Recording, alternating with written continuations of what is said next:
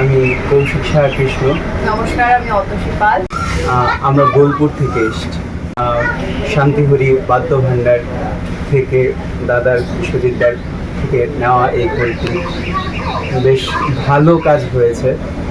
শ্যুটটি বেশ নরম যেরকম চেয়েছিলাম, আর দাদার সাজেশনে মুখের সাইজটাও বেশ ভালো করেছে। ধন্যবাদ শান্তিহরি। ভালো বাদ্যযন্ত্রের জন্য আপনারা অবশ্যই এখানে এসে যোগাযোগ করবেন। নমস্কার।